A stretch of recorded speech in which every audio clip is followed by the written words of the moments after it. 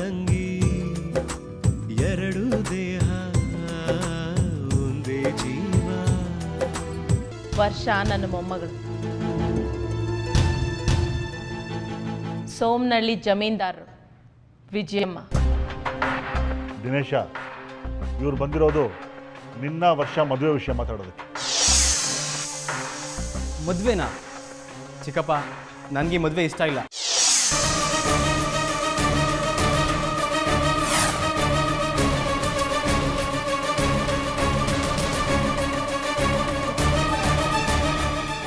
ನೀನು ಯಾಕೆ ಮದುವೆ ಬೇಡ ಅಂತ ಇದೆಯಾ ಅನ್ನೋದು ನನಗೆ ಚೆನ್ನಾಗಿ ಗೊತ್ತು. ನೋಡು ದಿನೇಶ, ಈ ಶ್ರೀಮಂತ ಹುಡುಗರಿಗೆ ಒಂಥರ ಖಯಾಲಿ. ಯಾವುದು ಚೆನ್ನಾಗಿದೆ ಅನ್ಸುತ್ತೋ ಅದೆಲ್ಲ ಬೇಕು ಅಂತ. ತಪ್ಪಲ್ಲ, ಆದರೆ ಶಾಶ್ವತವಾಗಿ ನಮಗೇ ಬೇಕು ಅಂತ ಬಯಸಬಾರ್ದು. ನೋಡಿ, ನಿಮ್ಮ ಮಾತಿನ ಅರ್ಥ ನನಗೆ ಗೊತ್ತಾಗ್ತಾ ಇದೆ. ಮೀನಾ ನನಗೆ ಅಮೂಲ್ಯವಾದ ರತ್ನ. ಅವಳು ಇಲ್ಲದೇ ಇರೋ ಲೈಫ್ನ ನಾನು ಕಲ್ಪಿಸ್ಕೊಳ್ಳೋಕ್ಕೂ ಆಗಲ್ಲ.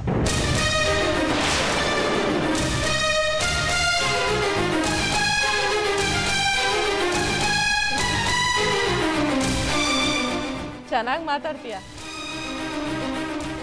ನೋಡು. ನೀನು ಮೀನಾ ಜೊತೆ ಓಡಾಡಿರೋದಕ್ಕೆ ನಂಗೆ ಯಾವ ಅಭ್ಯಂತರನೂ ಇಲ್ಲ.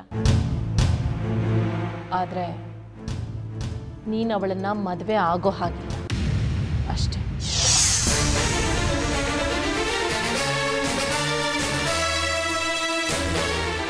ಇದೇನು ದೌರ್ಜನ್ಯ? ಅದನ್ನು ಡಿಸೈಡ್ ಮಾಡಬೇಕಾಗಿರೋದು ನಾನು, ನೀವಲ್ಲ.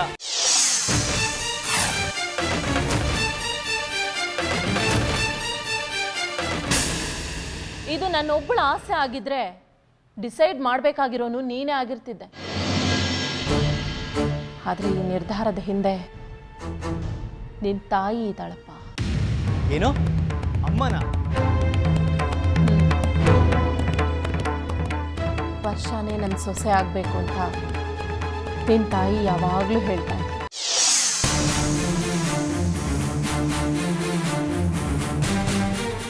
ಏನಿದು ಹೊಸ ಕತೆ? ಇದು ನಾನು ನಂಬೇಕಾ? ನಂಬೇಡ. ನಮ್ಮ ವರ್ಷನ ಮದುವೆ ಮಾಡ್ಕೊಳ್ಳೋಕೆ ಹುಡುಗ ಸಿಗ್ತಾ ಇರ್ಲಿಲ್ವಾ? ನಿನ್ನ ಇಷ್ಟೆಲ್ಲ ಬೇಡ್ಕೋಬೇಕಾಗಿತ್ತಾ? ನಿನ್ನ ತಾಯಿಗೆ ಮಾತು ಕೊಟ್ಬಿಟ್ಟಿದ್ದೀನಿ. ಈಗ ವರ್ಷನ್ಗೆ ಬೇರೆ ಮದುವೆ ಮಾಡಿದ್ರೆ ನಿನ್ನ ತಾಯಿ ಆತ್ಮ ನರಳದೆ ಇರುತ್ತಾ? ಇಲ್ಲ, ನನ್ನ ಆತ್ಮಸಾಕ್ಷಿ ಒಪ್ಪತ್ತಾ? ಇದ್ಯಾವುದು ಹೊಸ ಸೆಂಟಿಮೆಂಟ್ ತಂದಿಡ್ತಾ ಇದ್ದೀರಾ?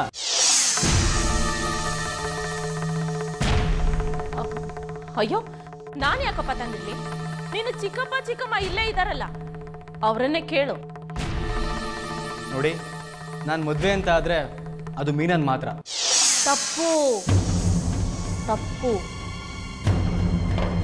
ಆಗೋದಾದ್ರೆ ಅಲ್ಲ, ನಿನ್ನ ಮದುವೆ ಯಾವತ್ತೋ ಆಗ ಹೋಗಿದೆ.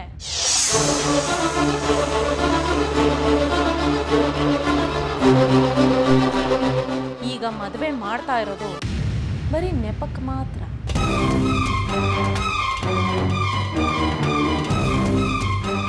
ಯಾಕೆ ನಗ್ತಿದ್ಯಾ ಅಂದ್ರೆ? ನಗದೆ ಇನ್ನೇನು ಮಾಡಲಿ ಹೇಳಿ? ನಮ್ಮ ತಾಯಿ ಆಸೆ ಅಂತೀರಾ, ನನ್ಗಾಗಲೇ ಮದುವೆ ಆಗಿದೆ ಅಂತೀರಾ. ಈಗ ನಿಮಿಷಕ್ಕೊಂದೊಂದು ಕತೆ ಹೇಳಿದ್ರೆ ನಗು ಬರದೇ ಇರುತ್ತಾ? ನಾನು ನಿನಗೆ ಅವತ್ತೇ ಹೇಳ್ದೆ ಲಕ್ಷ್ಮಿ, ನಡೆದಿದ್ದೆಲ್ಲ ಹೇಳ್ಬಿಡು ಅಂತ. ಆದ್ರೆ ನೀನು ಈಗಲೇ ಯಾಕೆ ಹೇಳೋದು ಅಂತ ಮುಂದೆ ಹಾಕೊಂಡೆ ಬಂದೆ. ಈಗ ನೋಡು, ವಿವರಣೆ ಹೇಳೋ ಹಾಗಾಗಿದೆ.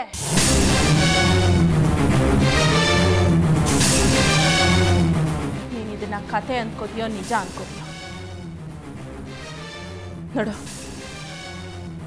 ನಿಮ್ಮಮ್ಮ ಸಾಯೋ ಹೊತ್ತಿನಲ್ಲಿ ತವರಿನ ಸಂಬಂಧ ಬಿಡಬಾರ್ದು ಅಂತ ಆಸೆ ಪಟ್ರು. ಈ ಹುಡುಗಿನೇ ನನ್ನ ಸೊಸೆಯಾಗಿರ್ಬೇಕು ಅಂತ ಆಸೆ ಪಟ್ರು. ಅವಳ ಆಸೆನ ಅಲ್ಲ ಅನ್ನಕ್ಕಾಗದೆ ಏನೂ ಅರಿದೇ ಇರೋ ನಿಮ್ಮಿಬ್ಬರಿಗೂ ಆ ವಯಸ್ಸಿನಲ್ಲಿ ಮದುವೆ ಮಾಡಿಸ್ಬಿಟ್ವಿ.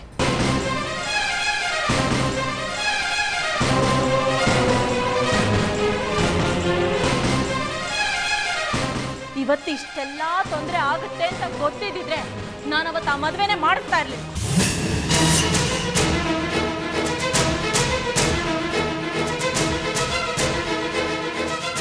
ಹೌದು ದಿನೇಶ, ಆವತ್ತಿಂದ ನನ್ನ ಮನಸ್ಸಲ್ಲಿ ನೀನೇ ನನ್ನ ಗಂಡ ಅಂತ ಪ್ರೀತಿಸ್ತಾ ಬಂದೆ.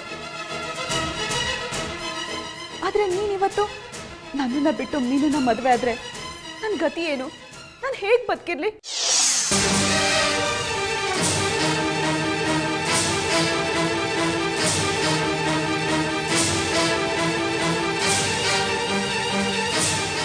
ನೋಡಿ, ಚಿಕ್ಕ ವಯಸ್ಸಲ್ಲಾಗಿದ್ದ ಮದುವೆ ಎಲ್ಲ ಬರೀ ಆಟ ಅಷ್ಟೇ. ಆ ಕಟ್ಟಿದ ತಾಳಿಗೆ ಯಾವ ಬೆಲೆನೂ ಇಲ್ಲ.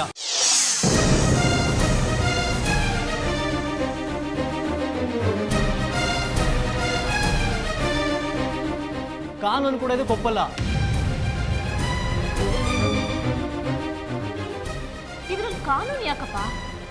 ಇದು ನಿನ್ನ ತಾಯಿ ಆಸೆ, ಇದನ್ನ ನೆರವೇರಿಸಬೇಕಾಗಿರೋದು ನಿನ್ನ ಕರ್ತವ್ಯ.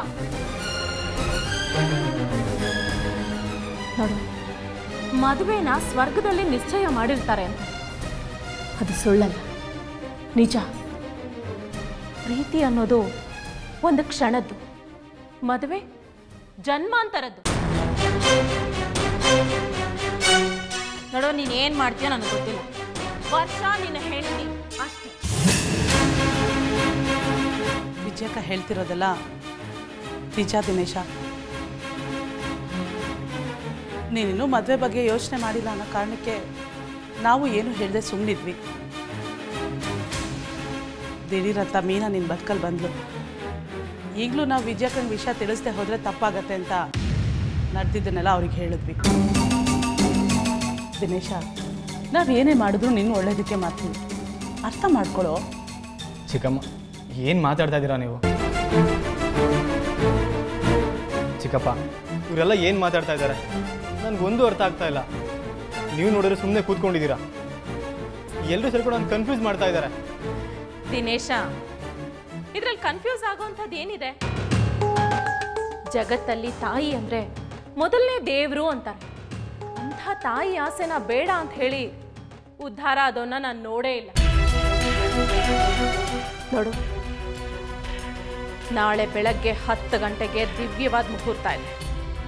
ಆ ಮುಹೂರ್ತಕ್ಕೆ ನಿಮ್ಮಿಬ್ಬರಿಗೂ ಯಾವುದೇ ಆಡಂಬರ ಇಲ್ಲದೆ ಮದುವೆ ಮಾಡಿ ಮುಗಿಸ್ಬಿಡೋಣ. ಅಂದ್ರೆ ಮದುವೆ ಯಾವತ್ತೂ ಆಗ ಹೋಗಿದೆ, ನಿಮ್ಮ ಮನಸ್ಸುಗಳನ್ನ ಬೆಸೆಯೋದಿಕ್ಕಷ್ಟೇ ಈ ಶಾಸ್ತ್ರ. ಮಹೇಶ, ಲಕ್ಷ್ಮಿ, ನಿಮಗೊಪ್ಪಿಗೆ ಇದೆ ತಾನೆ? ನೀವು ನಮ್ಮ ಒಳ್ಳೇದನ್ನೇ ಬಯಸೋರು, ನೀವು ಹೇಳಿದ್ಮೇಲೆ ಇಲ್ಲ ಅಂತ ಹೇಳೋಕ್ಕಾಗತ್ತಾ? ಹಾಗೆ ಆಗಲಿ, ನಾವು ಎಲ್ಲ ತಯಾರಿಯನ್ನು ಮಾಡ್ಕೋತೀವಿ. ಚಿಕ್ಕಪ್ಪ,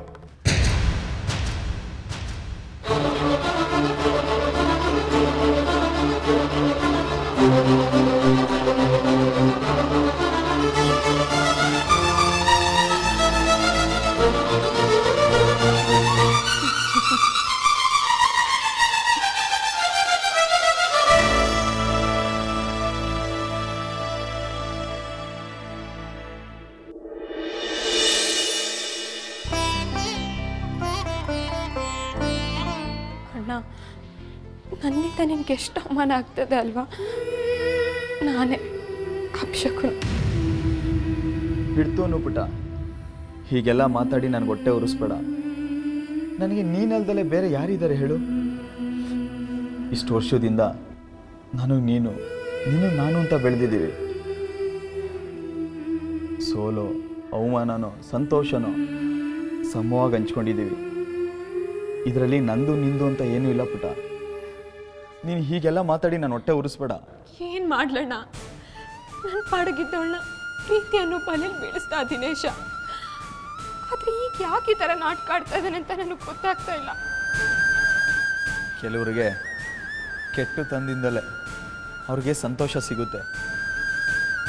ಏನೇ ಇರಲಿ ಅಣ್ಣ, ನಾನು ಈ ಥರ ಸಿಕ್ಕಾಕೊಂಡು ಒದ್ದಾಡ್ತೀನಿ ಅಂತ ಮಾತ್ರ ಅಂದ್ಕೊಂಡಿರಲಿಲ್ಲ. ನಿಂದೊಂಥರ ನೋವಾದರೆ ನಂದು ಇನ್ನೊಂಥರ ನೋವು. ನೀನು ಏನೇ ಕೇಳಿದ್ರು ನಾನು ಅದನ್ನು ಶಕ್ತಿ ಮೀರಿ ಕೊಡಿಸ್ತಾ ಇದ್ದೆ. ಈಗ ನೀನು ಕೇಳಿದ್ದನ್ನು ನಾನು ಕೊಡ್ಸೋಕ್ಕಾಗ್ದಲೇ ಒದ್ದಾಡ್ತಾ ಇದ್ದೀನಿ ಪುಟ್ಟ. ಮುತ್ತು, ಡಿವೋರ್ಸ್ ಪೇಪರ್ಸು ರೆಡಿ ಆಗಿದೆಯಂತೆ. ನಾಳೆನೇ ಕೋರ್ಟ್ಗೆ ಸಬ್ಮಿಟ್ ಮಾಡ್ತಾರಂತೆ. ನಾನು ನೀನು ನಾಳೆನೇ ಹೋಗಿ ಸೈನ್ ಮಾಡ್ಬೇಕಂತೆ. ಅಂಜಲಿ, ಸ್ವಲ್ಪ ಮೆತ್ತಗೆ ಮಾತಾಡು. ಮೀನಿಗೇನಾದ್ರೂ ಗೊತ್ತಾದ್ರೆ ಅವಳು ಬೇಜಾರು ಮಾಡ್ಕೋತಾಳೆ. ಅಣ್ಣ ತಂಗಿ ಎರಡು